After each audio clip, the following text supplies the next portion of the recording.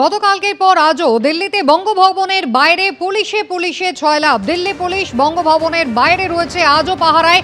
এবং গতকালও আপনারা দেখেছেন যে পশ্চিমবঙ্গ থেকে যে সমস্ত পরিবারকে নিয়ে যাওয়া হয়েছে এসআইআরে, যারা পরিবার পরিজনকে হারিয়েছেন বা হয়রানি শিকার হয়েছেন, এরকমই বেশ কিছু পরিবারকে নিয়ে যাওয়া হয়েছে বলে মমতা বন্দ্যোপাধ্যায় জানিয়েছিলেন। আর তাদের একেবারে বঙ্গভবনের ভেতরে ঘরে ঢুকে ঢুকে ভয় দেখাচ্ছে দিল্লি পুলিশ, এমন অভিযোগে গতকালই সরব হয়েছিলেন মমতা বন্দ্যোপাধ্যায়। পৌঁছে গিয়েছিলেন নিউ বঙ্গভবন থেকে বঙ্গভবনে।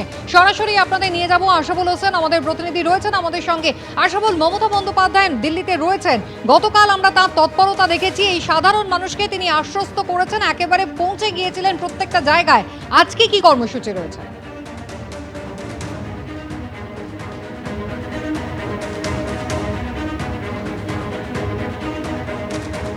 আমরা যোগাযোগ করার চেষ্টা করছি আমাদের প্রতিনিধি আশাবুল হোসেনের সঙ্গে। ইতিমধ্যেই আপনারা জানেন গতকালকের ছবি, যেখানে সকালবেলায় মমতা বন্দ্যোপাধ্যায় তিনি সাউথ অ্যাভিনিউ থেকে বেরিয়ে গিয়েছিলেন। প্রথমে বঙ্গভবন, নিউ বঙ্গভবন, পশ্চিমবঙ্গের যে গেস্ট হাউস রয়েছে, যেখানে এসআইআর এর জন্য হেনস্থার শিকার হতে হয়েছে, নিজেদের আত্মীয় স্বজনদের হারিয়েছেন এমন পরিবারের কয়েকজনকে এনে রাখা হয়েছিল এবং দিল্লি পুলিশ তাদেরকে ভয় দেখাচ্ছে, হেনস্থা করছে অভিযোগে মমতা বন্দ্যোপাধ্যায় সরব হয়েছিলেন। সরাসরি আশাবুল হোসেন আমাদের সঙ্গে রয়েছেন। আশাবুল, মমতা বন্দ্যোপাধ্যায়ের আজকে কি কর্মসূচি রয়েছে? দেখো, আজকে কিছুক্ষণের পরে 3টে নাগাদ মমতা বন্দ্যোপাধ্যায় তিনি একটি সাংবাদিক বৈঠক করবেন। নিউ বঙ্গভবন চাণক্যপুরীতে সেই সাংবাদিক বৈঠক হবে। বৈঠকে এসআইআরে যারা মারা গেছেন তাদের পরিবাররা, যারা আমাদের রাজ্যের বিভিন্ন জেলা থেকে এসছেন, তাদের নিয়ে তিনি সাংবাদিক বৈঠক করবেন।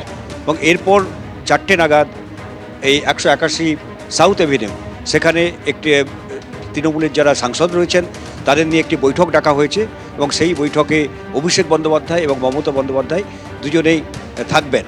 এবং এই যে সাংসদদের যে বৈঠক, সেই বৈঠকে চলতি যে শীতকালীন অধিবেশন, সেই অধিবেশনে সাংসদদের কী ভূমিকা হবে, কোন কোন বিষয়ের উপর তারা গুরুত্ব দেবেন, তা সে সমস্ত বিষয়ে প্রয়োজনীয় দিক নির্দেশ করবেন অভিষেক বন্দ্যোপাধ্যায় এবং মমতা বন্দ্যোপাধ্যায়, সেটাই মনে করা হচ্ছে।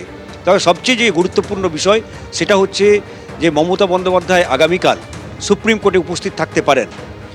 ইতিমধ্যেই তুমি জানো যে মমতা বন্দ্যোপাধ্যায় জাতীয় নির্বাচন কমিশন এবং রাজ্যের নির্বাচনী আধিকারিক, তার বিরুদ্ধে তিনি সুপ্রিম কোর্টে মামলা করেছেন। সেই মামলা সুপ্রিম কোর্টে নথিভুক্ত হয়েছে, ফলে সেই মামলার শুনানি আগামীকাল হতে পারে। শুধু তাই নয়, মুখ্যমন্ত্রী যেহেতু ভিভিআইপি, তিনি জেড প্লাস নিরাপত্তা পান, সেই কারণে সুপ্রিম কোর্টে এই ধরনের ভিআইপি যেতে গেলে তার নিরাপত্তা সংক্রান্ত ছাড়পত্র লাগে। সেই ছাড়পত্র ইতিমধ্যে পৌঁছে গেছে, ফলে মুখ্যমন্ত্রী সুপ্রিম কোর্টে যেতে আর কোনো অসুবিধা নেই, তিনি সেই ছাড়পত্র পেয়ে গেছেন। ফলে সব কিছু ঠিকঠাক থাকলে আগামীকাল মুখ্যমন্ত্রী তিনি এসআইআর নিয়ে যে মামলাটা করেছেন সেই মামলায় তিনি উপস্থিত থাকবেন এবং তিনি সওয়ালও করতে পারেন। কারণ একাধিকবার মমতা বন্দ্যোপাধ্যায় বলেছেন যে এসআইআর নিয়ে সাধারণ মানুষের মধ্যে যে হয়রানি, যে অবিচার করা হচ্ছে, তার বিরুদ্ধে তিনি সুপ্রিম কোর্টের সাধারণ মানুষ হিসাবে তিনি সওয়াল করবেন। ফলে সব কিছু ঠিকঠাক থাকলে কালকে কিন্তু মমতা বন্দ্যোপাধ্যায়কে সুপ্রিম কোর্টে সওয়ালে আমরা দেখতে পারি, যা কার্যত একটা নজিরবিহীন ঘটনা হয়ে থাকবে। ফলে আগামীকালের দিকেও সবার নজর থাকছে। আজকে আর কিছুক্ষণের মধ্যে মমতা বন্দ্যোপাধ্যায় তিনি চাণক্যপুরীতে নিয়ে বঙ্গভবনে পৌঁছবেন এবং সেখানে যারা এসআইআরে মৃতদের পরিবার রয়েছেন তাদের সঙ্গে সাংবাদিক বৈঠক করবেন। একটি উদ্দেশ্য যে দিল্লি থেকে তিনি একটা বার্তা পৌঁছতে চান গোটা দেশের কাছে, যে পশ্চিমবাংলায় যে এসআইআর হচ্ছে তাতে কীভাবে 150 জনের মানুষের মৃত্যু হয়েছে, তাদের পরিবাররা রয়েছেন, এবং কী ধরনের হয়রানি করা হচ্ছে, কী ধরনের হেনস্থা করা হচ্ছে রাজ্যের মানুষকে, সেই বার্তাটা দিল্লি থেকে তিনি গোটা দেশে ছড়িয়ে দিতে চান। এবং সেই কারণেই তিনি তাদের নিয়ে আজকে সাংবাদিক বৈঠক করবেন এবং এরপর সাংসদদের নিয়ে একটি বৈঠক হবে বেলা 4টে নাগাদ।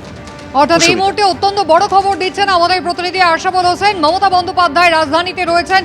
ইতিমধ্যেই আপনারা জানেন গতকাল নির্বাচন কমিশনের সঙ্গে তার বৈঠক হয়েছে এবং রবিবার দিনে কিন্তু মমতা বন্দ্যোপাধ্যায় এই এসআইআর এর প্রতিবাদে তিনি কিন্তু সুপ্রিম কোর্টে মামলা করেছেন ইসিআই এবং সিইও দপ্তরের বিরুদ্ধে। আর আগামীকাল সেই মামলার শুনানিতে সশরীরে মমতা বন্দ্যোপাধ্যায় নিজে উপস্থিত থাকতে পারেন এবং যেমনটা তিনি আগে বলেছিলেন, প্রয়োজনে সাধারণ মানুষের জন্যে, সাধারণ মানুষ হয়ে তিনি সওয়াল করতে পারেন। আগামীকাল কিন্তু সেই সম্ভাবনা প্রবল। আগামীকাল সুপ্রিম কোর্টে এসআইআর মামলার শুনানি রয়েছে, যেই শুনানিতে আগের মামলার শুনানি যেমন হবে তারই সঙ্গে রবিবার মমতা বন্দ্যোপাধ্যায় ইসিআই এবং সিও দপ্তরের বিরুদ্ধে যে অভিযোগ করেছেন সুপ্রিম কোর্টে সেই মামলার শুনানি হতে পারে, যে মামলার সওয়ালে অংশগ্রহণ করতে পারেন খোদ রাজ্যের মুখ্যমন্ত্রী মমতা বন্দ্যোপাধ্যায়। আইনজীবী হিসেবে নয়, তিনি একজন সাধারণ মানুষের গণতান্ত্রিক অধিকার হিসেবে আদালতে দাঁড়িয়ে প্রশ্ন করতেই পারেন, আগেই জানিয়েছিলেন মুখ্যমন্ত্রী। আর সেই মতো আগামীকাল আদালতে শুনানিতে উপস্থিত থাকতে পারেন মমতা বন্দ্যোপাধ্যায়। তবে এবিপি আনন্দ এগিয়ে থাকে, এগিয়ে রাখে।